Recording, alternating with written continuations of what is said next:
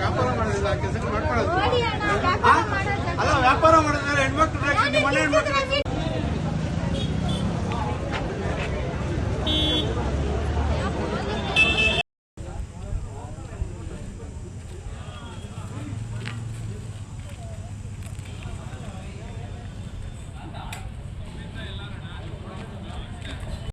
ಕಳೆದ ಒಂದು ವಾರದಿಂದ ಕಾಲೇಜಿಗೆ ಹೋಗಿ ಬರ್ತಿದ್ದ ಕಾಲೇಜು ವಿದ್ಯಾರ್ಥಿನಿಯನ್ನ ಚುಡಾಯಿಸುತ್ತಿದ್ದ ವ್ಯಕ್ತಿಗೆ ತಾಳ್ಮೆ ಕಳೆದುಕೊಂಡ ಯುವತಿ ಇಂದು ತಮ್ಮ ಸಂಬಂಧಿಕರೊಂದಿಗೆ ಬಂದು ನಡು ರಸ್ತೆಯಲ್ಲೇ ಸರಿಯಾಗಿ ಗೂಸಾ ಕೊಡಿಸಿದ್ದಾಳೆ. ಚಿಕನ್ ಅಂಗಡಿಯಲ್ಲಿ ಕೆಲಸ ಮಾಡ್ತಿದ್ದ 2 ಮಕ್ಕಳಿರುವ ಅಂಕಲ್ ಇವತ್ತು ಯಾವ ಕಡೆ ಎದ್ದಿದ್ನೋ ಗೊತ್ತಿಲ್ಲ.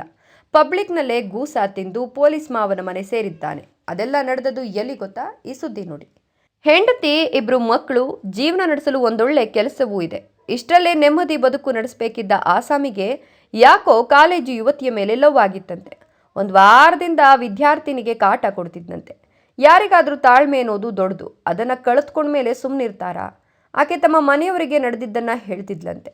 ಆಕೆಯ ಜೊತೆಗೆ ಬಂದ ಸಂಬಂಧಿಕರನ್ನ ಲೆಕ್ಕಿಸದೆ ಚುಡಾಯಿಸಲು ಬಂದ ರೋಡ್ ರೋಮಿಯೋನನ್ನ ಪಬ್ಲಿಕ್ ರೋಡ್ನಲ್ಲೇ ಹಿಗ್ಗಾಮುಗ್ಗ ಜಾಡಿಸಿದ್ದಾರೆ.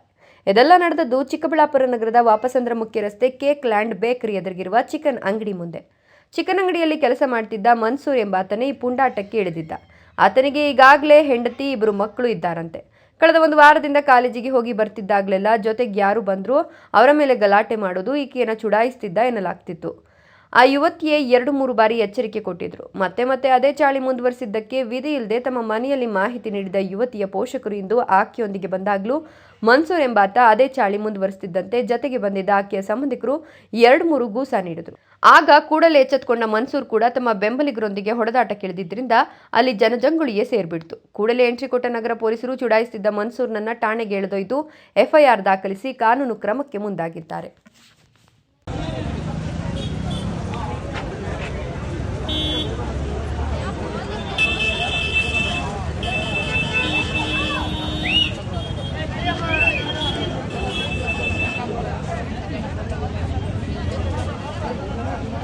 ವ್ಯಾಪಾರ ಮಾಡೋದಿಲ್ಲ, ಕೆಲಸ ಮಾಡ್ಕೊಳ್ಳೋದು ಅಲ್ಲ. ವ್ಯಾಪಾರ ಮಾಡಿದ್ರೆ ಹೆಣ್ಮಕ್ಳು ಮನೆ ಹೆಣ್ಮಕ್ಳು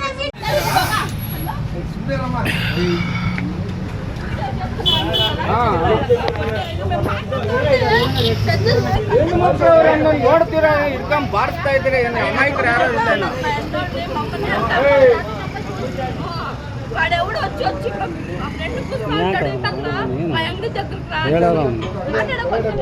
ಅವ್ರು ಅಡ್ಡ ಹಾಕೋದ್ರೆ ಎಳ್ದು ಹೊಡಿತಾರೆ.